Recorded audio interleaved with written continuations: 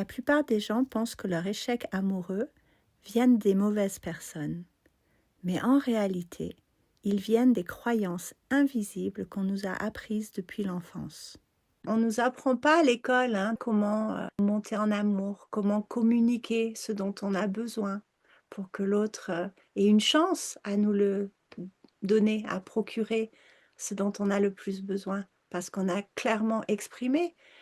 Et pour vous dire la vérité, il y a un problème qui est encore plus grand, c'est que dans notre société, on est tellement déconnecté de nos émotions, de nos vraies émotions, de nos besoins, que si quelqu'un disait: «Mais de quoi tu as vraiment besoin? Qu'est-ce qui te ferait le plus plaisir?» Eh bien souvent, on ne sait pas.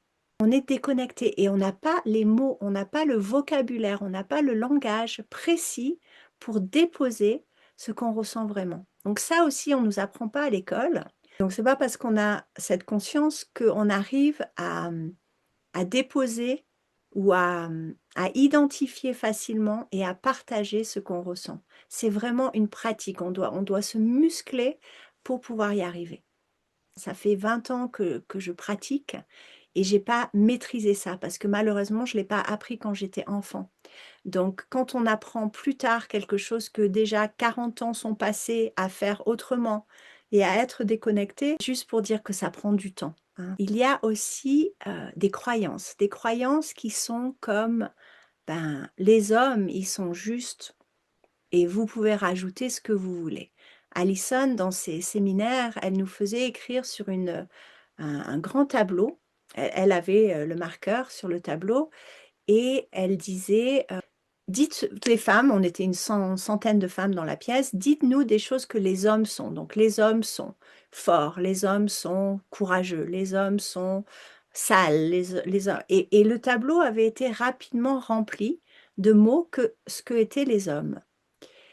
Et puis, à la fin de tout ça, elle dit encore: «Non, c'est bon, on avait fini, on avait tout dit». Il y avait des positifs, des négatifs, peut-être plus de négatifs parce que, ben, il y avait beaucoup de femmes blessées dans ces ateliers. Et ensuite, elle prenait un autre tableau et elle disait: «Maintenant, on va faire la même chose et vous allez compléter "les femmes sont"». Et donc on commence, bah, les femmes sont douces, les femmes sont gentilles, les femmes sont patientes, les femmes sont puis après les femmes sont, elle pouvait rajouter des adjectifs pas très chouettes pour les femmes aussi. Et à la fin de tout ça, elle nous disait: «En fait, les femmes, on a une attente, pas que de trouver l'homme parfait, on a une attente de trouver l'homme qui est à la fois l'homme parfait et la femme parfaite.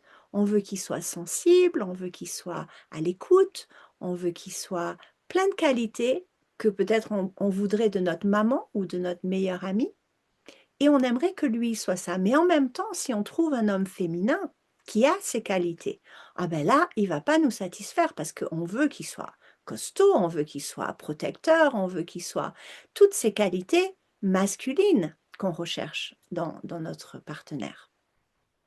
Donc c'est là que ça devient compliqué. Et toutes ces croyances que cet amour parfait n'existe pas, ou que cet homme parfait n'existe pas, ou que s'il existe, il est déjà pris parce que tous les bons hommes sont pris. Ça aussi, c'est une croyance que beaucoup de femmes ont. Heu, Comme s'il y avait juste un petit nombre d'hommes merveilleux sur la planète et tout le reste, c'était des hommes pourris ou toxiques ou malades ou quelque chose qui n'irait pas. Et en fait, ce n'est pas vrai, ce n'est pas vrai du tout. De par des recherches avec des milliers d'hommes et de femmes aux États-Unis, ils disent qu'il y a peut-être, on va aller au pire, un homme sur 10 qui est un homme toxique, qui est un homme qui peut vraiment nous blesser et un homme que les autres hommes appelleraient un loup. Et dans ce cas-là, on dirait que les autres hommes, les bons hommes, sont comme des chiens. On va prendre l'exemple, les 90 des hommes sont comme les chiens, c'est des bons hommes, et 10 sont comme des loups qui pourraient vraiment nous blesser et nous faire du mal. Sauf que ces loups-là, ils font du bruit beaucoup plus que les bons hommes. Donc ils vont aller, c'est des prédateurs, donc ils vont aller faire du mal à cette femme et à cette femme et à cette femme et à cette femme. Donc ils font beaucoup de bruit et de dégâts. Et on en entend plus parler, ce qui fait qu'on a plus peur d'eux. Mais vraiment, je vous invite à pas me croire aveuglement, mais vous ouvrir à la possibilité que la plupart des hommes sont des bons hommes et que ce n'est pas l'exception, ce n'est pas il y a un bon homme et 9 mauvais hommes, c'est plutôt l'opposé. Donc ça donne de l'espoir quand même. Parce qu'en réalité, les personnes réellement toxiques sont minoritaires. Le vrai problème, c'est qu'on ne nous a jamais appris à les reconnaître.